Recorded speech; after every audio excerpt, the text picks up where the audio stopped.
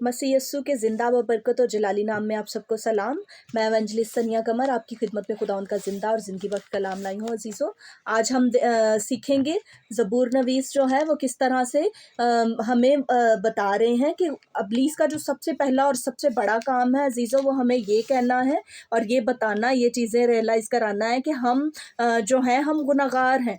अजीज़ों, हम चल कर देखेंगे कि ज़बूर में किस तरह ज़बूर नवीस जो है वो ये बात जो है दाऊद नबी वो इस बात के लिए हमें ये चीज़ बता रहे हैं अजीज़ों कि हमारा फ़िदिया दे दिया गया और हम क्या हैं, खुदावंद के खून ख़रीदे हैं।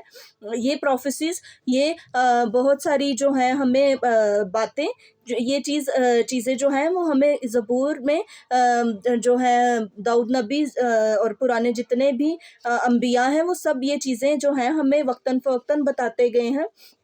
चलकर हम कलाम की रोशनी में देखेंगे। ज़बूर 32 में लिखा है अजीज़ों, उसकी पहली आयत में, मुबारक है वो जिसकी ख़ता बख्शी गई और जिसका गुनाह ढांका गया। अजीज़ों, खुदावंद यहाँ पर हमें ये बात ज़बूर नवीस समझाता है कि मुबारक है वो, यानी वो गुनहगार जो है उसको भी मुबारक कहा गया है। गुनाह करने वाला जो है वो इंसान खुदावंद की नज़र में क्या है, मुबारक है। जब उस पर खुदावंद का फजल जारी होता है तो अजीज़ों वो क्या है, मुबारक है। मुबारक है वो आदमी जिसकी बदकारी को खुदावंद हिसाब में नहीं लाता। और क्यों नहीं लाता, इसकी इसी आयत में एंड पर है, और जिसके दिल में मकर नहीं। बेशक हम गुनहगार होते हैं, बेशक हम जो हैं अपनी रोज़मर्रा ज़िंदगी में उठने बैठने चलने फिरने में हम गलती खता करते हैं अजीज़ों, लेकिन ज़बूर नवीस ये कहता है, आगे चलकर हम जब देखें तो लेकिन जिसके दिल में मक्कर नहीं, यानी हम लोग उठने बैठने में चलने फिरने में ख़ता करते हैं, खुदावंद सब कुछ बख्श देता है अजीज़ों। लेकिन जब हम खुदावंद के फ़रोतनी से उसके हाथ के नीचे रहते हैं, जब हम अपने गुनाहों का इकरार करते हैं, जब हम ये देखते हैं अजीज़ों कि हमें खुदावंद ने हमारा फ़िदिया दिया है और किस तरह से हमें खुदावंद ने अपने लिए जो है वो चुन लिया है और खुदावंद हमें इस्तेमाल करना चाहता है अजीज़ों, तो इब्लीस का ये सबसे बड़ा प्लान होता है कि सबसे पहले वो आकर ये चीज़ हमें याद दिलाता है कि हम गुनहगार हैं। और अजीज़ों, खुदावंद गुनहगारों से मोहब्बत रखता है, उसका सूरज नेको बद पर होता है। वो तमाम कौमों के लिए आया, वो सिर्फ हमारे लिए नहीं आया, मेरे और आपके लिए नहीं, वो तमाम कौमों के लिए, जो भी उस पर ईमान लाए वो उसके लिए आया है अजीज़ों। आगे चलकर हम देखेंगे, ये हो गई ज़बूर नवीस की बात जो ज़बूर दाऊद नबी ने लिखा। फिर आगे चलकर हम रोमियो में देखेंगे जो पालूस रसूल फरमाते हैं, मुबारक है वो, रोमियो 4 उसकी 7 से 8 आयत है, मुबारक है वो जिनकी बदकारियां मुआफ़ हुई और जिनके गुनाह ढांके गए। मुबारक वो शख्स है जिसके गुनाह को खुदावंद महसूब ना करेगा, यानी हिसाब में ना लाएगा। ये इस बात की क्या करता है, दूसरी बात में कंफर्मेशन कर रहा है अजीज़ों। पालूस रसूल कंफर्मेशन इस बात की कर रहे हैं कि मुबारक है वो शख्स जिसकी बदकारियां मुआफ़ हुई, यानी हम जब भी खुदावंद के हजूर जाते हैं अजीज़ों, उसका दरवाज़ा हमारे लिए खुला रहता है, उसकी बाहें हमारे लिए, वो हमें अपनी बाहें फैलाए रखता है अजीज़ों, और वो हर वक्त इंतज़ार में रहता है। आगे चलकर जब हम अजीज़ों अपने आप को जब हम अपनी तरफ नज़र करते हैं कि हम जो हैं वो गुनहगार हैं, और जब हम इन चीज़ों को लेकर आगे बढ़ते चले जाते हैं कि हमने गुनाह में ही ज़िंदगी गुजारनी है, तो अजीज़ों खुदावंद का मंसूबा ये हमारे लिए नहीं है। उसके मंसूबे जो हैं वो भलाई के हैं। हम जैसे आदम के गुनाह को चलते हुए गुनाह में हम पैदा होते हैं, लेकिन पैदा ज़रूर होते हैं, लेकिन यही ऑप्शन नहीं है कि हम गुनाह में ही मर जाएं, बल्कि हम जब खुदावंद यस्सु पर ईमान लाते हैं तो ज़बूर आगे पौलुस रसूल ये कहते हैं कि हम तो उसके साथ सलीब पर मसलूब हुए, मैं उसके साथ सलीब पर मसलूब हुआ, अब मैं जिंदा ना रहा बल्कि मसीह मुझ में जिंदा है। तो अजीज़ों, वो एक दफ़ा मसलूब हुआ, हमने भी एक ही दफ़ा खुदावंद के हजूर आकर अपने गुनाहों की, अपने बाप दादा के मारूसी गुनाहों की माफ़ी मांगनी है और ये कहना है कि खुदावंद हमें संभाले रख ताकि हम आइंदा को गुनाह ना करें, और खुदावंद के आइन को लेकर, उसके हुक्मों को लेकर, उसके कलाम की रोशनी में हम ज़िंदगी बसर करेंगे। तो अजीज़ों, ऐसा हो ही नहीं सकता कि हम दोबारा गुनाह की तरफ जाएं। यसाया 44 बाब उसकी 22 आयत में है, मैंने तेरी खताओं को और तेरे गुनाहों को बादल की मानिद मिटा डाला। میرے پاس آ جا کیونکہ میں نے تیرا فدیہ دیا ہے۔ عزیزو وہ ہر وقت انتظار کرتا ہے، وہ ہر وقت باہیں پھیلائے کھڑا رہتا ہے کہ میرے پاس آ جاؤ، کیونکہ میں نے تیری خطاؤں کو اور تیرے گناہوں کو بادل کی مانند مٹا ڈالا ہے۔ وہ ہمیں ہمارے گناہوں کو حساب میں نہیں لاتا، اس لیے عزیزو کوشش کریں، وہ ایسا کوئی بھی شخص ہے، وہ ایسا کوئی بھی ہمارا قریبی ہے جو ہمیں یہ بار بار یاد دلائے کہ آپ گناہ گار ہیں، آپ گناہ گار ہیں۔ عزیزو وہ نہیں، یہ ابلیس آپ سے کہتا ہے۔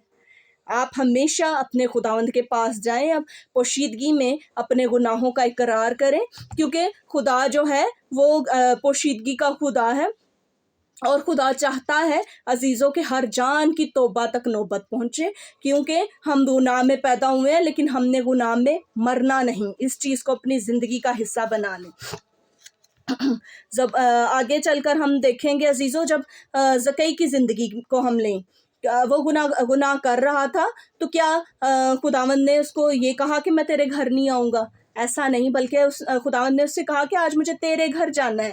اور پھر جب اس کے ساتھ کھانا کھایا تو خداوند نے یہ فرمایا کہ آج اس گھر میں نجات آئی ہے۔ جب ہم خداوند کو اپنی زندگی میں عزیزوں لیتے ہیں، جب ہم یسوع مسیح کو اپنا شخصی نجات دہندہ قبول کرتے ہیں عزیزوں، تو ہمارے لیے خداوند بار بار مصلوب نہیں، ایک دفعہ مصلوب ہوا ہے عزیزوں۔ بار بار یہ چیزیں ہم نے اپنے خدا کو یاد نہیں دلانی کہ میں گناہ گار ہوں، میں گناہ گار ہوں۔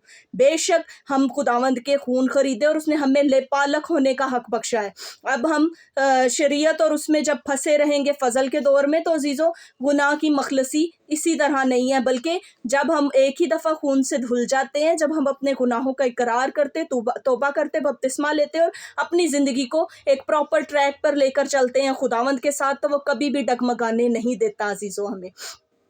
پھر دوسری جگہ ہم اس عورت کی زندگی کو لیں گے جس کو خداوند نے جس نے خداوند کے جو پاؤں دھوئے اپنے آنسوؤں سے اور اپنے بالوں سے اس کو صاف کیا، اور پھر بات یہی آ جاتی ہے، دیکھنے والا سننے والا یہی ہے، تو عورت گناہ گار ہے، وہ گناہ گار ہے۔ تو عزیزو ہم نے کیا کرنا ہے؟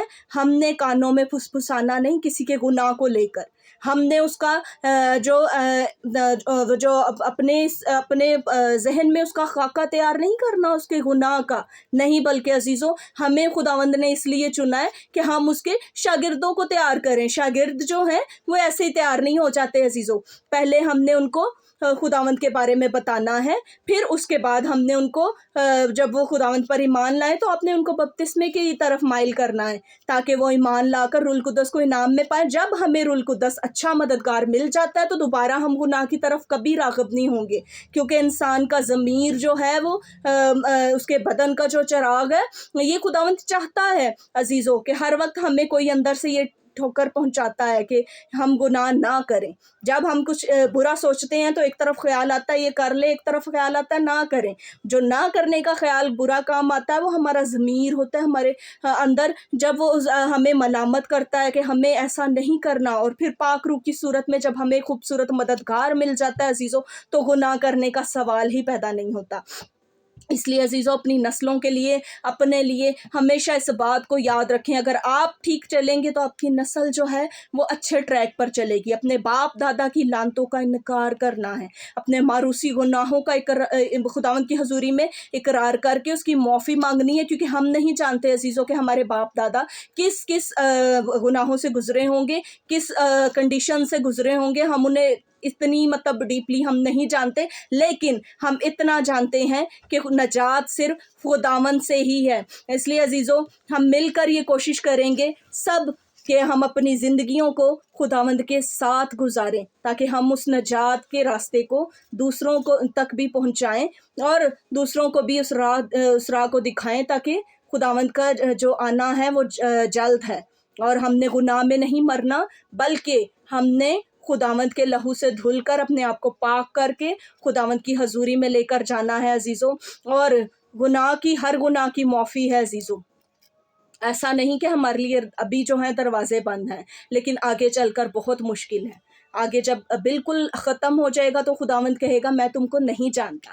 اس لیے جب وہ آج ہمیں باہیں پھیلائے کھڑا ہمیں اپنے فرزند بنا رہا ہے، ہمیں اپنے بیٹیاں بیٹے بنا رہا ہے، لے پالک ہونے کا درجہ دے رہا ہے، تو عزیزو اس ہمیں کیا چاہیے کہ اس آفر سے ہم فائدہ اٹھائیں اور خداوند کی حضوری میں اپنے آپ کو پیش کریں. خداوند آپ سب کو برکت دے.